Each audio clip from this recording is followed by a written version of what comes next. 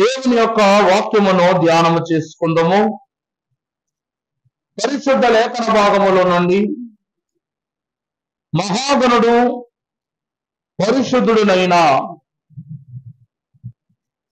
దేవదేవుని యొక్క ఇష్ట జనముగా పిలువబడి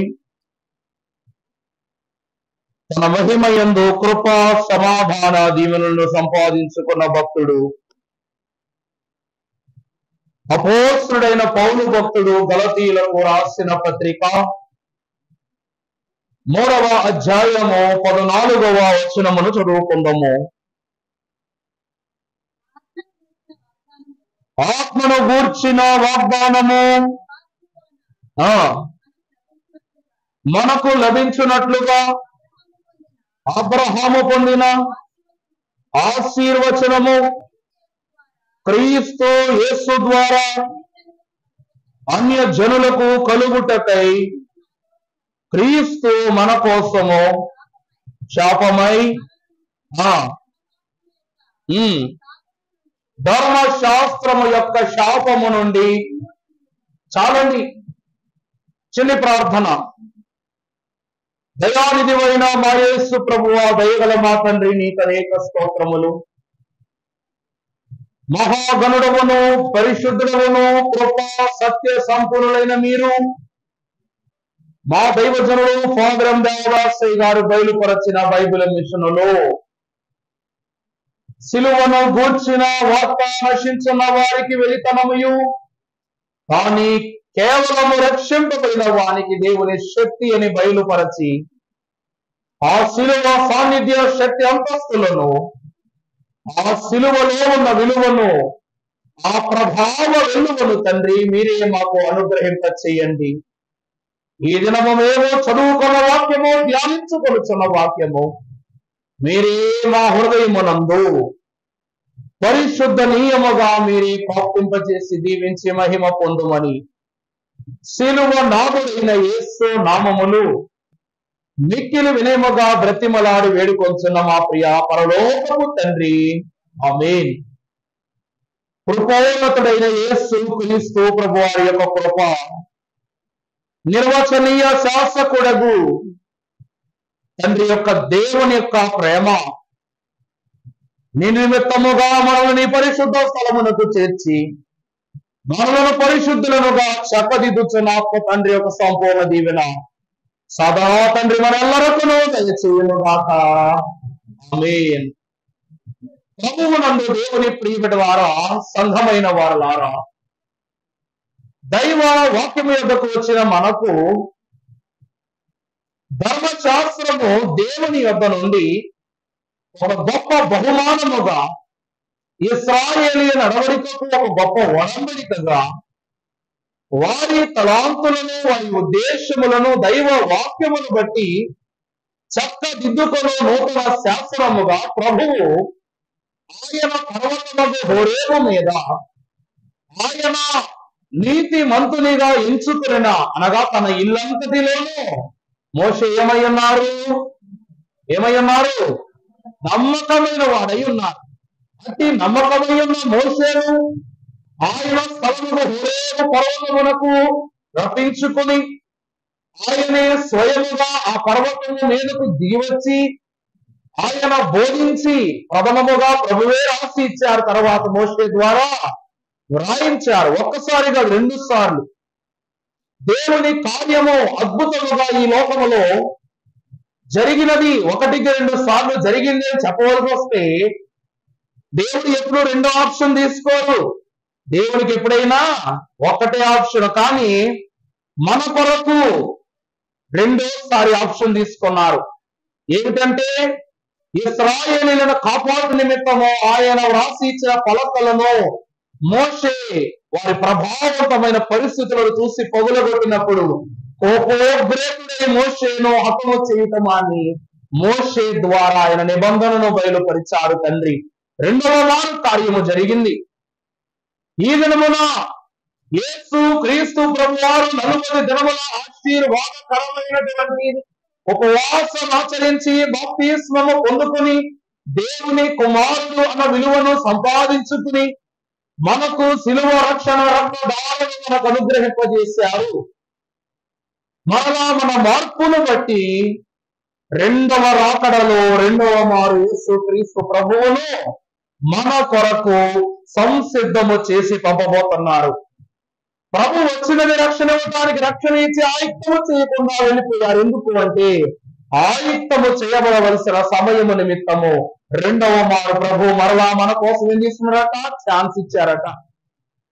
ఎలాగైతే యజమానుడు 3 వస్త్రములు చూచిన అంజూరపు వృక్షముల పైన అతని యొక్క ఉగ్రతను చూపించాలని ఆశపడ్డప్పుడు కుమారుడు అడ్డుపడ్డారు, ఆ రీతిగానే ప్రభువు తండ్రితో చెప్పారట, అయ్యా నాయన తండ్రి, మీరు ఆనాడు ఇశ్రాయేలుకు నిబంధన పలకలు రెండోసారి ఇచ్చారు.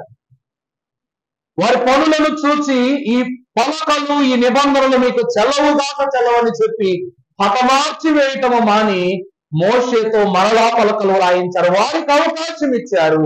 అలాగే వీరికి కూడా మరి ఒక అవకాశమును మీరు అందింప చేయము అను వాక్యము ద్వారా ప్రభు ఏం చేశారట? ఆయన చెప్పినది చేసే విధముగా మనలను తయారు చేస్తూ ఉన్నారు.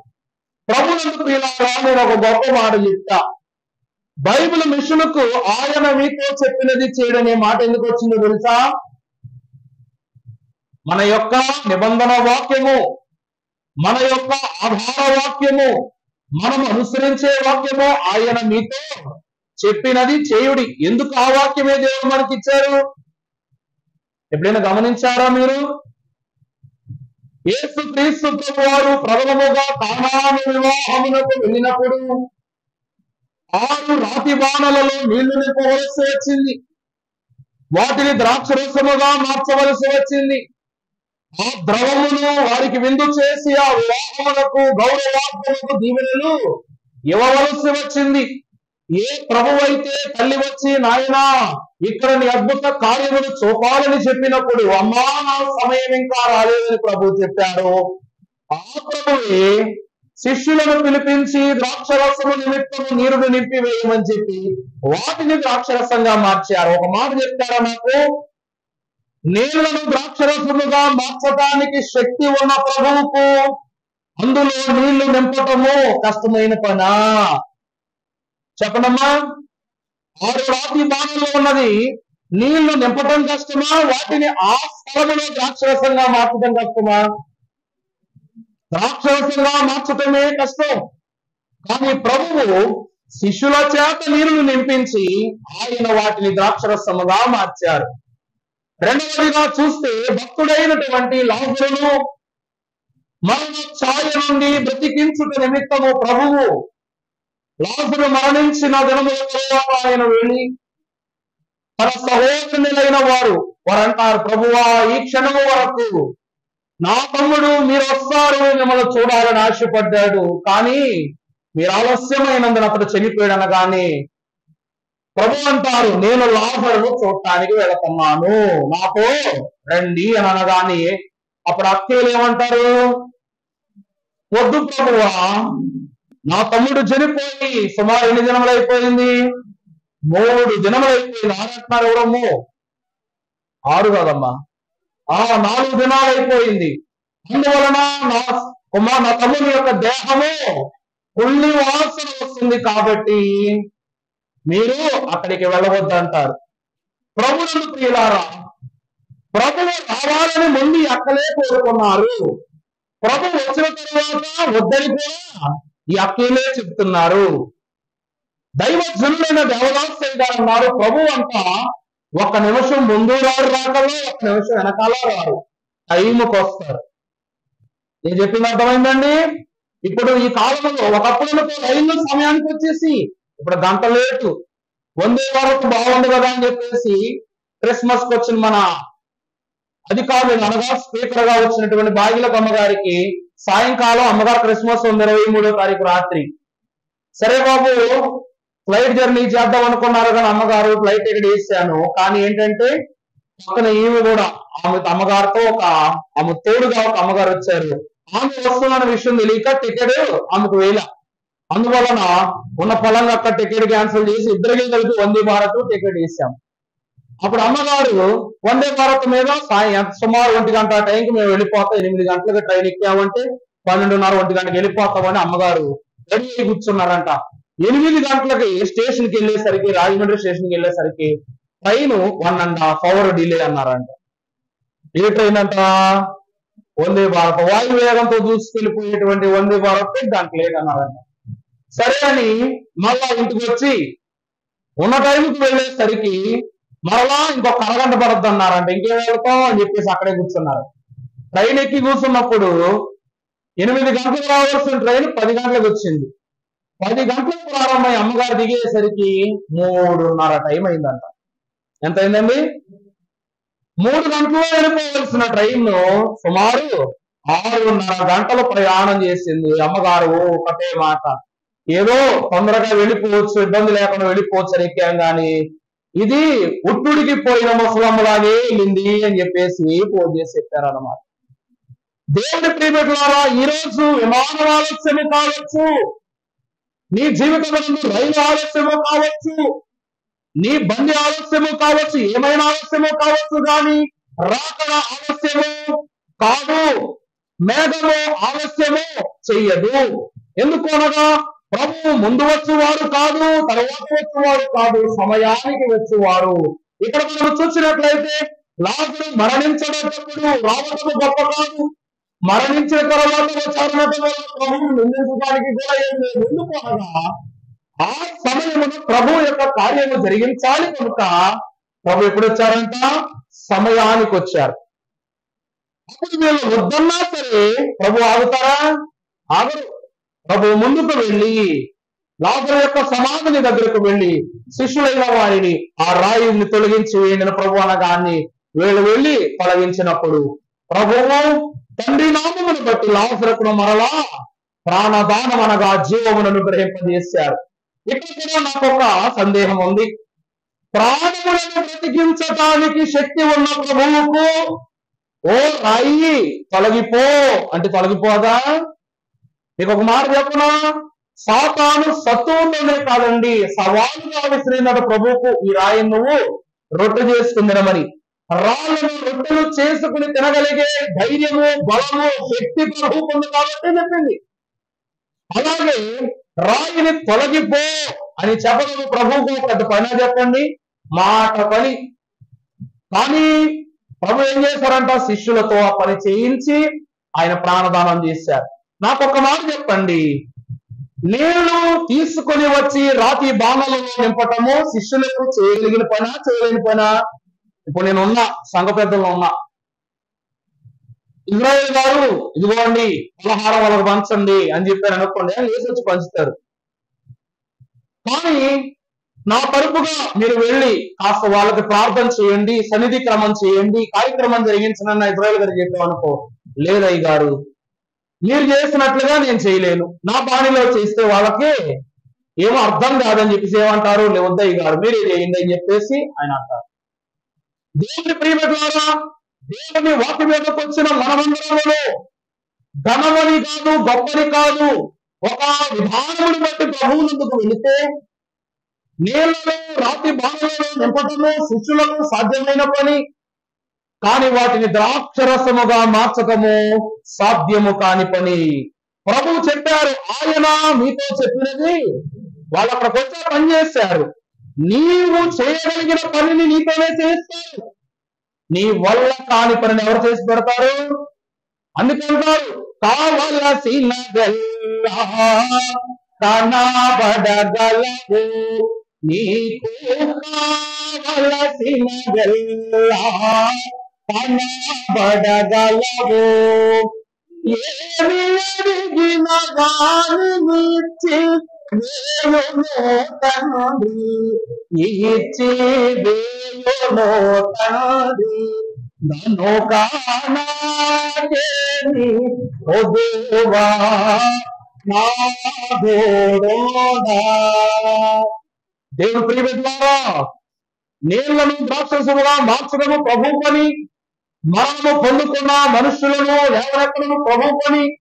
ఆయన పనిని ఆయన చేస్తూ ఉన్నారు, మనము చేయగలవలసిన పనిని మనము చెయ్యాలి.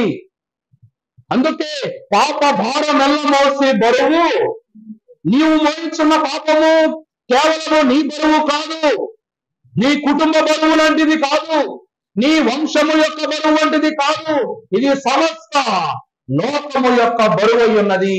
దీనిని లెక్క కట్టి భుజభారము మీద పెట్టుకున్నట్లయితే భూమి సైతము దాని యొక్క ఉధృతిని ఏం చేయలేదట, పట్టుకోలేదు. కాలము పరిపూర్ణమైనప్పుడు దేవుడు తన కుమారుని పంపని. ఏ కాలము పరిపూర్ణమైనప్పుడు, ఏ కాలం అండి పరిపూర్ణమైనప్పుడు దేవుడు తన కుమారుని పంపారు? రక్షణ కాలమా చెప్పండి, రాకడ కాలమా చెప్పండి, ఆరోహణ కాలమా, సంఘ కాలమా? ఏ కాలం? ఆయన వచ్చే కాలము. నిజము చెప్పాలని ఆయన వచ్చే కాలము కాదు. పాపము యొక్క కాలం ఏమైపోయింది? పరిపూర్ణమైపోయింది. భూమి తట్టుకోలేకపోతుంది, మనుషులు తట్టుకోలేకపోతున్నారు, పరిస్థితులు అధిగమించకపోయి. ఎలాగైతే నిన్నటి దినము నా నోవాహు కాలములో తను చేసిన సృష్టిని బట్టి ప్రభు ఏం పడ్డారంట? సంతాపపడ్డారట. తనలో తను ఏం చేసుకున్నారట? నొచ్చుకున్నారట. ప్రభు ఏం చేశారండి? హృదయంలో ప్రభు నొచ్చుకున్నారు. అందుకు అప్పుడు ప్రళయం వచ్చింది. అప్పుడు మొదటి ప్రళయం అయిపోయింది. ఇప్పుడు ఇక్కడ కూడా రెండవ కార్యమే. ఈ క్షణమున ఈ రక్షణ కార్యమును ప్రభు ద్వారా జరిగించిన తర్వాత మరలా దైవజనుడు రాసినట్లుగా కన్వెన్షన్ కీర్తన పుస్తకములు, అదే అదే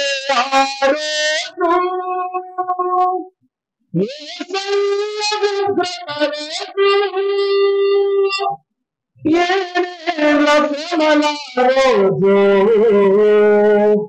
పాపులంత ఏడ్చే రోజు, అదే అదే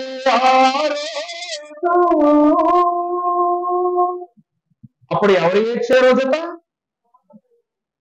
సూర్యుడు నల్లబడిన రోజు, చుక్కలు రాలిన రోజు, చంద్రుడు మరుగైన రోజు, అగ్ని వరగండ్ల వలె కురిసిన రోజు. ఆ రోజే, ఆ నిమిషమే, ఆ పరిస్థితిలోని ఆ ఆపద నుండి నిన్ను తప్పించే నాదుడు ఉన్నప్పుడు ఆయనకు విలువక, లేనప్పుడు ఆయన కొరకు ప్రాకులాడినట్లయితే ఈ లోకమునందు శాంతి సమాధానమును తండ్రి ఎందుకు ఇస్తారు? ఈ దినము మనకు దేవుని ఎందుకు వచ్చినప్పుడు ఒక మాట రాయబడి ఉంది అంశపాత్రలో, ధర్మశాస్త్రము శాపమును ఇస్తున్నది. చదువమ్మా, గలతీ పత్రిక 3వ అధ్యాయము 14వ వచనము. ఆత్మను గూర్చిన ఈ మైకులో చదవండి ఒకసారి, అందరికి అర్థమయ్యేలా. విశ్వాసము వలన మనకు లభించినట్టు అబ్రహాము పొందిన ఆశీర్వచనము క్రీస్తు యేసు ద్వారా అన్యజనులకు కలుగుతాయి. క్రీస్తు మన కోసము శాపమే మనలను ధర్మశాస్త్రం యొక్క శాపము నుండి విమోచించెను. చూసాను ప్రభు యొక్క ప్రియ బిడ్డలారా, మనం చూసినట్లయితే ధర్మశాస్త్రము యొక్క శాపము నుండి మనలను ప్రభు విమోచించిన వారు ఉన్నారు. ఏ దేవుని చేతుల మీదుగా వ్రాయబడి ఏ నిబంధన పలకలను కరుణా పీఠములో ప్రతిష్ఠ చేసి, ఏ పీఠములను ఏ పలకలను వారి భుజస్కంధముల మీద నిలుపుకొని యోర్దానును దాటి ఎదురొచ్చిన దైవ విరుద్ధమైన రాజ్యములను జయించినటువంటి ఇశ్రాయేలీయులు దేవుని వాక్యము ద్వారా భక్తుడైన పౌలు రాస్తున్నారు. జయమిచ్చిన ఈ ధర్మశాస్త్రమే, జయమిచ్చిన ఈ నిబంధన విశ్వాసి జీవితములకు ఏమైందంట? ఏమైందంట? గట్టి చెప్పండి. శాపము. ప్రభువుని ప్రియులారా, అయ్యా ధర్మశాస్త్రము శాపభరితమైనది అయి ఉంటే అది ప్రభు ఎందుకు ఇచ్చారు? ప్రభువుకు ఇవ్వవలసిన పని ఏమిటి? వారిని కణాలకు చేర్చి వారికి ఉన్న విధులను, వారికి ఉన్న పద్ధతులను వారికి భక్తుల ద్వారా ప్రవచనముల ద్వారా నేర్పవచ్చు కదా. లేక నీవు స్వతంత్రులు ఉన్నావు కాబట్టి వాళ్ళు అలా వదిలిపెట్టవచ్చు కదా. దేవుని యొక్క వాక్యమును చేరి వచ్చిన వారులారా, ధర్మశాస్త్రము శాపముగా ఎందుకు మారింది అనగా 39 అధ్యాయాలు 66 పుస్తకాలు ఉన్న ఈ బైబిల్ గ్రంథములో 39 అధ్యాయాలు పాత నిబంధన పాఠములో ఉన్నవి. ఈ 39 అధ్యాయాలు ధర్మశాస్త్ర విబంధనమైనటువంటి ఆజ్ఞను అనుసరించేటువంటి గ్రంథాలై ఉన్నవి. అవునా కదా?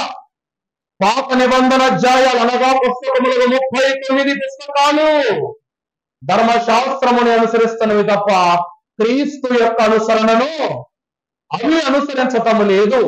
ఈ 39 పుస్తకాలు క్రీస్తు ప్రభు వారి శరీరము మీద ఒకటి తక్కువ 39 దెబ్బలుగా మనకు కనబడుతూ ఉన్నది. దున్నబడిన వీపును చూస్తున్నాము ప్రభు దేహము మీద. అవునా కదా? దున్నబడిన వీపు అది ఎలా ఉన్నది అంటే, ఒక డాక్టర్ గాని ఆ గాయములను చూసినట్లయితే, ఏ గాయమునకు చికిత్స చెయ్యాలి, ఏ గాయమునకు నేను మందు వేయాలి, ఈ శరీరము నిండా ఏమైనది? మృతతుల్యమైనట్లుగా ఉన్నదని ఎంతటి వారైనా చెప్పవలసినదే. ఈ 39 పుస్తకములలో ఉన్న భక్తులైన వారు గాని, చెరపట్టినబడిన వారు గాని, దూషించిన వారు, ద్వేషించిన వారు, రక్షింపబడిన వారు అందరూ ధర్మశాస్త్ర సంబంధులే. అందరూ ఎవరండి? ధర్మశాస్త్ర సంబంధులే. అందరూ ఏమంటారు తెలుసా? మోషే ధర్మశాస్త్రమును మేము అనుసరించుచున్నామన్నారు. దేవుడు ఇచ్చిన ధర్మశాస్త్రమే కానీ రాసింది ఎవరు? మోషే. అందుకే ఆ ధర్మశాస్త్రానికి ఏం పేరు? మోషే ధర్మశాస్త్రం అని పేరు. ఈ ధర్మశాస్త్ర ప్రకారముగా అనుసరించినట్లయితే ఎంతటి వారినైనా శిక్షించవచ్చు, ఎంతటి పనినైనాను అప్పు చేయవచ్చు. ఈరోజు కోర్టులో చూసినట్లయితే లా బుక్స్ లో లూప్ హోల్స్ కు సంబంధించిన విషయాలు కూడా ఉంటాయి. ఒక మంచి విషయంలో 10-15 చెడు సంగతులను గమనించవచ్చు. ఒక మంచి వస్తువులో 10-15 చెడు పదార్థాలు కలపచ్చు. ఈ రోజు మనం ఒక సెంటు బాటిల్ కొనుక్కున్నాం అనుకోండి, అది స్ప్రే చేసుకున్నామంటే మనకు మంచి సువాసన వస్తుంది. కానీ అందులో ఏమేమి కెమికల్స్ కలుపుతారో మీకు తెలుసా? తెలవదు. మనకు తాత్కాలికముగా అది ఇచ్చే సువాసన మాత్రమే కావాలి, కానీ అందులో ఏమేమి ద్రవములు అందులో కలుపుతున్నారో, ఏమేమి ద్రవములను వాటిని ఉపయోగిస్తున్నారో మనకు తెలియదు. ఇక్కడ పిల్లలు గలవారు ఉన్నారు, చిన్నపిల్లలు గలవారు, 5 ఏళ్ల లోపు పిల్లలు వారు చూడండి. పెద్దవాళ్ళు ఉపయోగించే పౌడర్లు పిల్లలకు ఉపయోగించరు కదా. పెద్దవాళ్ళు యూజ్ చేసుకునే బాడీ లోషన్స్ 5 ఏళ్ల లోపు పిల్లలకు వాడరు, సోపులు వాడరు, షాంపూలు వాడరు. నీళ్లు కూడా ఎలా చేస్తాం? వాళ్ళకి తగినట్లుగా, వాళ్ళ బాడీ టెంపరేచర్ తగ్గట్టుగానే కాచి బిడ్డలకు వాటికి కావాల్సింది చేస్తాం. బట్టలు కూడా ఎంత ప్రత్యేకంగా ఉతుకుతాం మనకు తెలుసు. ప్రభువునందు ప్రియులారా, ఆ సంగతులకు వచ్చినప్పటికీ మనకు బహు జాగ్రత్త గుర్తిస్తూ ఉన్నది. ఎందుకు అనగా, యేసు క్రీస్తు ప్రభువారు ఈ లోకమునకు గొర్రె పిల్లగా వచ్చినటువంటి వారుగా కనబడుతున్నారు. ఆయన యవనస్తునిగా ఈ లోకమున ఆయన పాప భారం ఎత్తుకున్నప్పటికీ ఆయనలో ఏ స్వభావం ఉంది చెప్పండి? గొర్రె పిల్ల యొక్క స్వభావము. అందును బట్టే ప్రభు భారమును భరించారు, కానీ తిరిగి ఒక మాట అయినా అన్నారా? పేతురును చూచి సాతానా వెనక్కు పోవని గద్దించిన ప్రభువు శిష్యుల యొక్క దేవాలయం నాశనం చేసినప్పుడు శిష్యులతో వెళ్ళి బెత్తము పుచ్చుకుని వారిని గద్దించిన ప్రభువు ఆయన మీద దెబ్బ కొట్టిన వారి మీద దయను చూపించడానికి గల కారణం ఏమి అనగా, వీరు ధర్మశాస్త్రములకు విరోధులుగాను అనుసరణీయులుగాను జీవించలేదట. వారు ఎలా ఉన్నారంటే ధర్మశాస్త్రము ద్వారా శపింపబడిన వారుగా జీవిస్తున్నారంట. ఏదైనా ఒక విషయాన్ని ఆరా తీసామంటే ఏమైపోద్ది చెప్పండి? మంచిలో చెడు దొరికినట్లు పరిసయ్యులు, శాస్త్రులు, ధర్మశాస్త్ర అనుసరణీయులు వీరికి బోధించిన విషయం యొద్దకు వచ్చేసరికి వారికి అనుకోనట్లుగానే బోధించేవారు తప్ప ఇది ఇలాగే ఉన్నదట్లుగా ఎవరో బోధించలేదు. ప్రభువును ప్రియులారా, రాయటానికి మోషేను ఏర్పాటు చేసిన దేవుడు బోధించడానికి ఎంతమందిని ఏర్పాటు చేశాడు చెప్పండి ఒకసారి. బోధించడానికి ఎంతమందిని ఏర్పాటు చేశారు? మోషే ధర్మశాస్త్రం రాయటానికి దేవుడు నియమించుకున్నారు. ఆ పలకలను మోషేకి ఇచ్చారు, వాళ్ళు ఇశ్రాయేలీయులకు ఇచ్చారు. అహరోను కుటుంబీకులను మనం చూస్తే బలునిచ్చి నిబంధన పలకలు పాప క్షమాపణను ప్రకటించుట నిమిత్తము వారిని ఏర్పాటు చేశారు. కానీ ధర్మశాస్త్రములో ఉన్న భావజాలపు సంగతులను లోకానికి తెలియజేయడానికి, సంఘానికి తెలియజేయడానికి ఎవరెవరిని ఏర్పాటు చేశాడు దేవుడు? ఎవరిని? పాత నిబంధనలో అహరోను నిబంధన బలిని అనగా యాజకుడే గాని అందులో భావాన్ని, నిజ భావాన్ని తెలియజేసింది ఎవరు అని అడుగుతున్నాను నేను. వాక్యం నేను చదివినట్టుగా ఉండేసి మీకు అర్థమైపోయిందని అడిగితే ఏమంటారు? అయ్యారు మరి అధ్యాయం యొక్క వివరం ఏంటో చెప్పండి, దాని వెనక కథ చెప్పండి, దాని లోతుపాటు చెప్పండి, గొప్ప విషయాలు చెప్పండి, కథ చెప్పండి, చరిత్ర చెప్పండి ఎంత అడుగుతారుగా మీరు నన్ను. ఎవరికి ధర్మశాస్త్రము బోధించడం రాదు. దేవుని వాక్యం బట్టి చూస్తే ప్రభువు రాశారుగా, దేవుడు ఒక్కడే దేవునికి నరునికి మధ్యవర్తి. దేవుని విషయంలో దేవుడే చెప్పాలి కానీ మనుషులు చెప్పలేరు. వాళ్ళు ఎంత గొప్ప కావచ్చు కానీ ఎవ్వరి వల్ల కాదు, ఎవరి వల్ల కాదు. దైవజనులైన దేవదాసయ్య గారు, మన ఆత్మీయ తండ్రి గారు, ఆయన యాచక వస్త్రం ఎందుకు ధరించలేదు అయ్యా అంటే, దైవజనునిగా అభిషేకము పొంది కూడా ఆయన దానిని పొందుకున్నటకు ఎందుకు ముందుకు రాలేదు అనగా ప్రభు ఏమన్నారో తెలుసా? దైవజనుని ప్రభు ఎదుట ఒక గొప్ప మాటలు రాశారు. నీవే స్థాపించితివి, నీవే పోషించదవు. ఆ పోషణ నిమిత్తమై ఏర్పాటు చేయబడిన గృహమే బేతేలు గృహము. ఆ ఏర్పాటు నిమిత్తము ఏర్పాటు చేయబడిన బేతేలు గృహవాసులే మన అధికారులైన వారు. దైవజనులు ఇలా కూర్చునేవారు, అవతల కూర్చునేవారు, మీరు ప్రేక్షకుని వెళ్ళి కూర్చొని ఆయన ఎదురుగా ఎవరైనా వాక్యం చెప్పగలరా? చార్లెస్ అయ్య గారు ఉండేవారు అప్పట్లో. ఆయన అనేవారంట, చార్లీ ప్రసంగం చెప్పు అని అంటే, అయ్యా నేను మీ ఎదురుగా చెప్పలేనయ్యా. ఏం చేయనవారు? యేసు ప్రభు ఎదుట పేతురు నిలబడి వాక్యం చెప్పండి చెప్పగలరా? చెప్పలేరు. ఎందుకంటే ప్రభు కంటే ప్రభు గురించి ఎవరు తెలుసు. అలాగే దైవ జనులు అన్నారంట, చార్లీ నువ్వు వాక్యం చెప్పు అనగా నేను, అయ్యా నేను మీ ఎదురు చెప్పలేను, తప్పు తెలియనట్లయితే ప్రభు సన్నిధిలో నేను మెట్లను కోల్పోతానని చెప్పగానే అప్పుడు అయ్యగారు బలపరిచారంటే ఎట్లాగా అంటే, నీకు ఆనాడు మోషేకు నోరుగా పనిచేసిన దేవుడు ఈ దినమున నీకు పని చేస్తారు. బోధించువాడవు నీవు కాదు, ఎవరు? పరిశుద్ధాత్ముడే అని చెప్పి ధైర్యం ఇచ్చి పంపించారంట. ఆ దినమునకు నిలబడినప్పుడు వారు చెప్పిన వాక్యమునకు దైవజనులు ఆశ్చర్యపోయారట. ప్రభువుని ప్రియులారా, ఆయన ఫాదర్ ఎం దేవదాస్. కంప్యూటర్ కనిపెట్టింది చార్లెస్ బాబేజ్ కాదు, కానీ ఆయన ఫాదర్ ఆఫ్ కంప్యూటర్ అంటారు. దేవుడి ప్రియమైన రాగునని బైబిల్ మిషన్లో తండ్రి యొక్క నుండి అందుకొని ఈ లోకమున బయలుపరచి దాని యొక్క వెలుగులను, స్థాపనను, నడిపింపును దైవజనులు చూస్తే దైవ వాక్య ఉద్దేశములను ఏర్పాటు చేయడం నిమిత్తము ప్రభువు దైవజనులైన వారి ద్వారా వీరిని ఏర్పాటు చేశారట. దేవుని సంగమా, ఈరోజు మనము చూస్తే ఈ ధర్మశాస్త్రమును కొట్టివేయాలి అంటే ఏమి కావాలి అంటే సిలువ. నిజం చెప్పాలంటే సిలువ అంటే కూడా శాపమే. సిలువ అంటే ఏంటండి? శాపమే. ఇదిగో పాపము చేసిన వారికి మోక్షే ధర్మశాస్త్రము ప్రకారముగానే సిలువ వేస్తారట. వేస్తారా లేదా? వేస్తారా లేదా? సూపరేటి అక్కడైనా ప్రభువుకి ఒక్కరికి వేసారా సిలువ? ఇంకెవరు చేయలేదా? గతంలో వారు పాపలను ఎంచి చెప్పబడుట ద్వారా ప్రభువు వారికి ముందు ఎంతో మంది సిలువ భారమును భరించారు. అందరికీ కూడా సిలువ వేశారు. ఆ సిలువ ఎట్లా ఉంటుంది? ఇంటూ షేప్ లో ఉంటుంది అనమాట. భక్తుడైన అంద్రే, ప్రభువుకు మొట్టమొదటి శిష్యుడు అంద్రే అని, ఆ అంద్రేకు వేసినటువంటి సిలువ ఏమిటంట? ఇలా ఇంటూ మార్క్ షేప్ లో ఉంటది అనమాట. అంద్రేకి వేసిన సిలువ. ఇంకో సిలువ ఉంటుందండి. ఆ సిలువ ఏమిటంటే ఆంటోనీ సిలువ. అంతోనీ సిలువ అంటారు. ఆ సిలువ ఈ షేప్ లో ఉంటది. ఎలా ఉంటదండి? ఈ ఆకారంలో ఉంటది. ఎట్లా ఉంటది అన్నమాట. యేసు క్రీస్తు ప్రభువారి సిలువ ఎట్లాగా? 3 కోణములేమో ఏకముఖముగాను, భూమిలోనికి దించివేయి కోణమేమో ఏకకాండముగాను ఉంటదట. ప్రభువునందు దేవుని ప్రియబిడ్డలారా, మోషే కర్ర సర్పములను మృంగి వేసినదిగా కనబడినప్పుడు యేసు క్రీస్తు ప్రభువారి యొక్క సిలువ అహరోను కర్రతో పోల్చబడింది.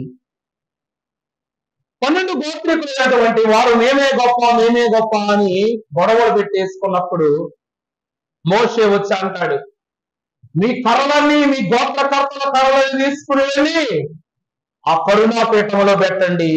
దేవుడు ఎవరిని ఎంపిక చేస్తే వాళ్ళదే హక్కు అని చెప్పగానే ఎవరి కర్ర చిగురించింది? అహరోను కర్ర చిగురించింది.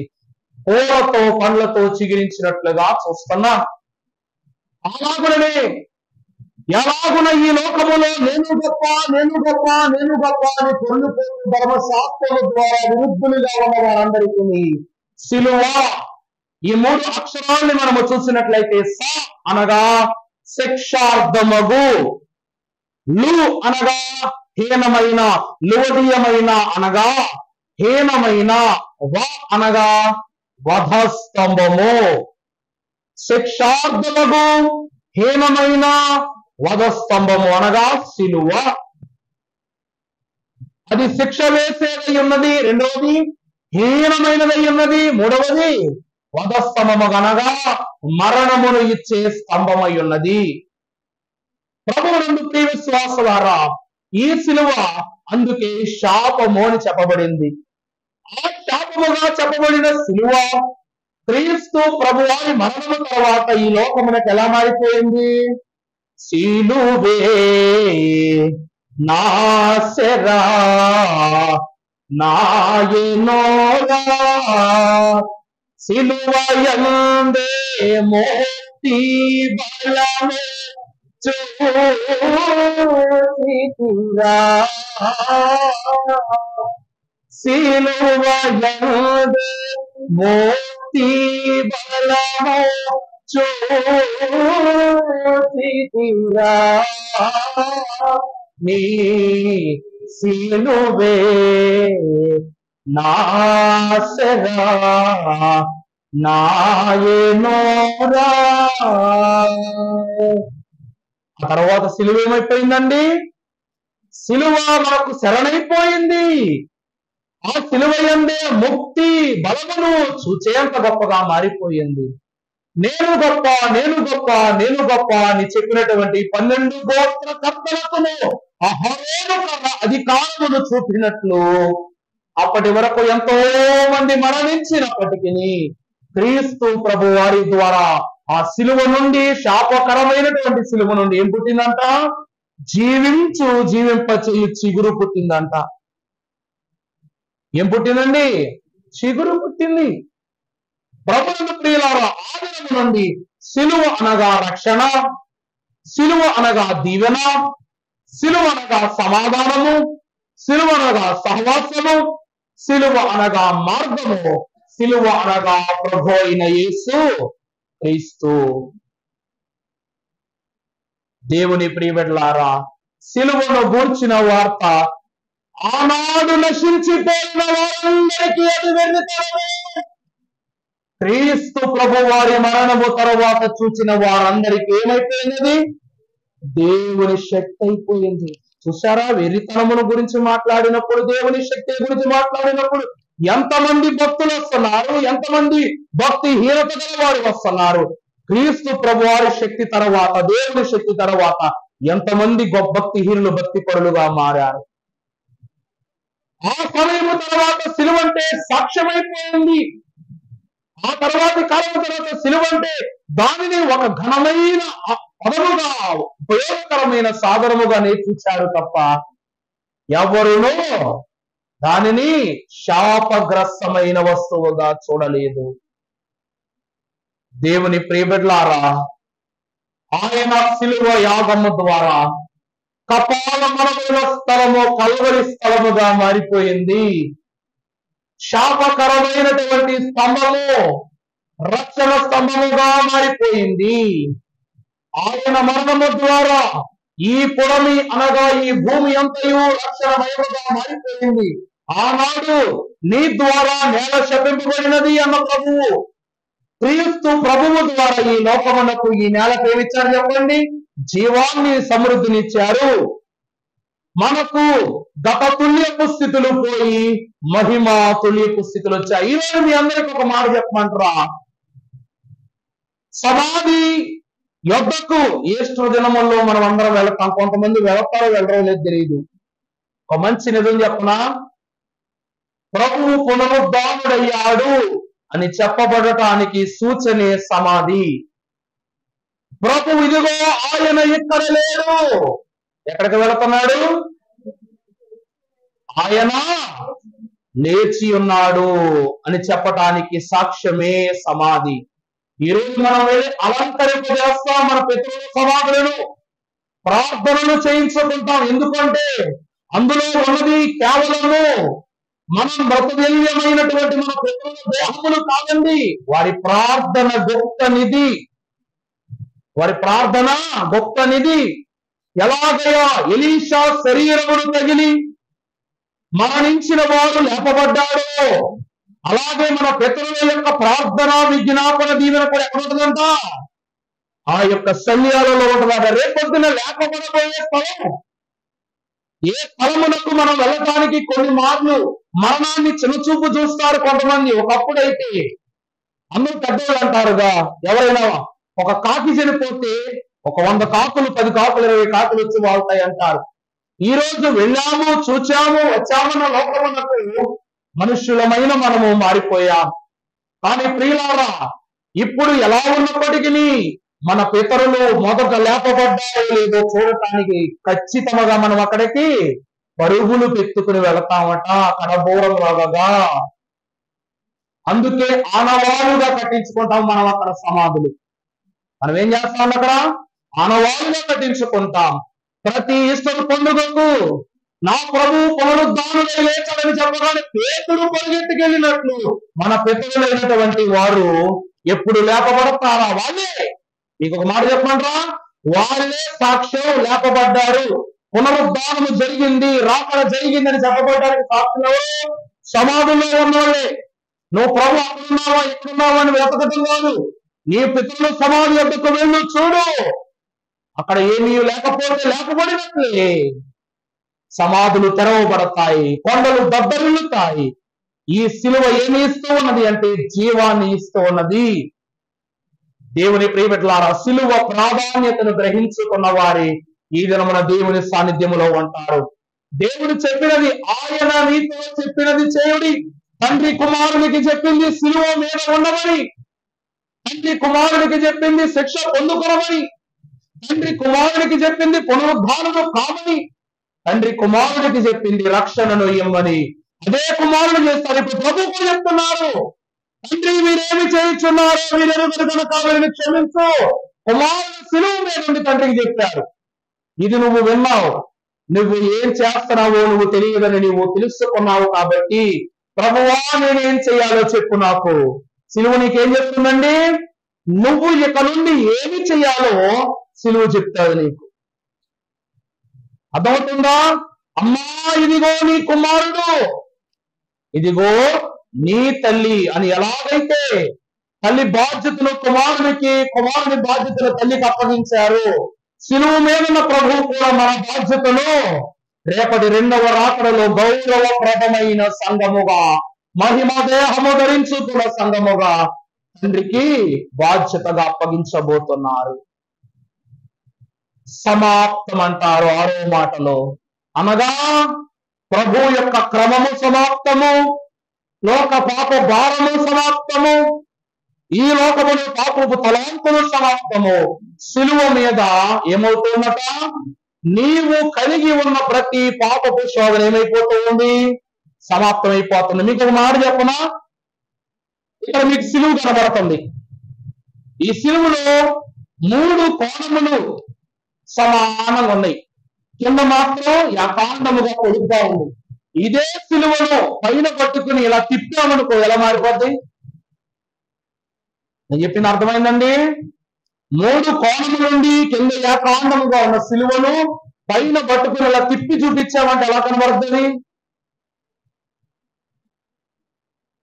కనీసం ఏదైనా మాట్లాడనమ్మా.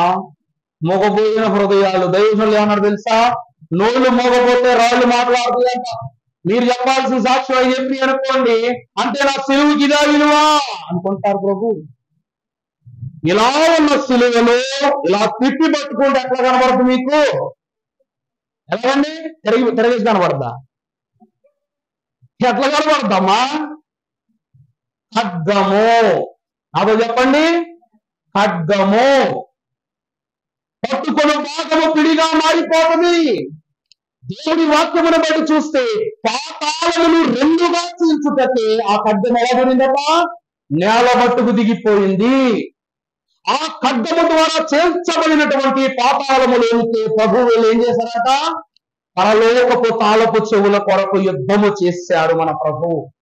ఈ రోజు ఆ సిలువను నువ్వు సాతానుకు తిప్పి చూపిస్తే దేవుని వాక్యం అనే ఖడ్గము చేత, ఓ సాతానా, నీ శిరస్సును ఇప్పుడే ఖండిస్తా ఉన్నావు. సిలువ అంటే సామాన్యం కాదుగా, నీ ఆయుధము. దావీదు సర్వాంగ కవచమును ధరించుకున్నాడు, సత్యమును డాలును దట్టిని అన్ని రకమైన ఉపకరణములను ధరించుకుని గొల్యాతు మీదకు యుద్ధమునకు వెళితే 5 రాళ్లు మాత్రమే తెచ్చిపెట్టుకున్నాడు. 5 రాళ్ల యొక్క గొప్పతనం ఏంటో చెప్పా మీకు. 5 సమానమైన రాళ్లే. 5 రాళ్లు వేటికి గుర్తో చెప్పా. ఆ రీతిగానే భక్తుడైనటువంటి యెహోషువ ఖడ్గముతో నాయకత్వం చేశాడు. మోషే కర్ర పట్టుకుని ఎంతో మంది మీదకు దాడి చేసిన తన స్వకీయ ప్రజలను లక్షల వరస నుండి 2 వరసలను తీసుకొచ్చాడు కర్రతో చేసిన నాయకత్వం. మరలా అదే నాయకత్వాన్ని యెహోషువకు అప్పగించినప్పుడు ఎలా చేశాడట? కత్తి పట్టుకుని చేశాడు. మరలా అతని ఆధ్వర్యం ఎలా మారిపోయింది? 10ల సంఖ్యలో ఉన్నవారు లక్షల సంఖ్యలోనికి మరలా ప్రబలిపోయారు. ప్రభునందు ప్రియులారా, ఇద్దరికి ఉన్న వ్యత్యాసం ఉంటే చెప్పనా? భక్తుడైన యెహోషువ అంటారు, ఇదిగో మీరు ఎవరినైనా పూజించండి, ఎవరినైనా మొక్కండి, కానీ నేను మాత్రం నా ఇంటి వారును యెహోవాను మాత్రమే సేవిస్తామని అతను సెలవిచ్చాడు. సాక్ష్యము పొందుకున్నాడు. అందుకే దేవుని వాక్యము అతని చేతిలో ఖడ్గముగా మారింది. ఎదురొచ్చిన అపవాది అక్రములన్నిటినీ హతము చేసినది. మన దైవజనులు ఎవరో తెలుసా? మన దైవజనులు దేవదాసయ్య గారు ఎవరో తెలుసా? యెహోషువ వంటి వారు. ఎవరు వంటి వారండి? యెహోషువ వంటి వారు. ఆ యెహోషువ యెహోవాను సేవించి వాక్యమును ఖడ్గమును సంపాదించుకుంటే, ఈ యెహోషువకు సాదృశ్యమైన మన దైవజనులు సన్నిధి చేసి బైబిల్ మిషన్ అనేటువంటి ఘనమైన ఆయుధాన్ని సంపాదించి పెట్టారు. బైబిల్ మిషన్ అంటే పల్లకి అన్నారు అయ్యగారు. ఏమిటండి బైబిల్ మిషన్ అంటే? పల్లకి. అయ్యగారు ఏమన్నా తెలుసా? పాపము చేస్తే మరణము తప్పదు, ప్రార్థన చేస్తే మోక్షము తప్పదు. నేను చెప్పిన అర్థమైందా?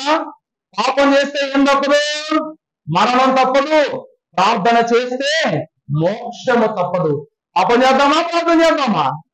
దైవజనులు మనకు నేర్పిన ప్రార్థన, కనబడుము, మాట్లాడుము, అందరికీ కనబడుము, అందరితో మాట్లాడుము, సన్నిధిలో నువ్వున్న ఎడల సన్నిధి నీలో ఉండును సుమి అన్నారా లేదా? నువ్వు సన్నిధిలో ఉన్నావనుకో, నీలో ఏముంటది? నువ్వు దేవుని దగ్గర ఉన్నావంటే దేవుడు నీ దగ్గర ఉంటారు. ఆ రీతిగా సిలువ యొద్ద మీరు చేరినట్లయితే సిలువలోనే ముక్తి బలమును మనము చూస్తాము.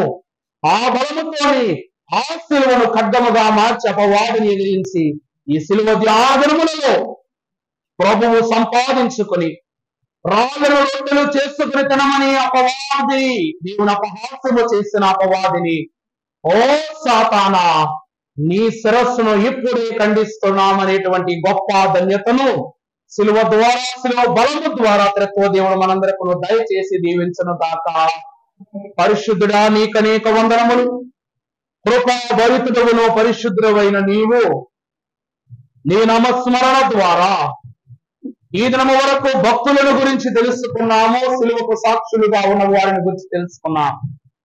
ఈ దినమున సిలువ ప్రాధాన్యతను మేము తెలుసుకొని ఉన్నామయ్యా.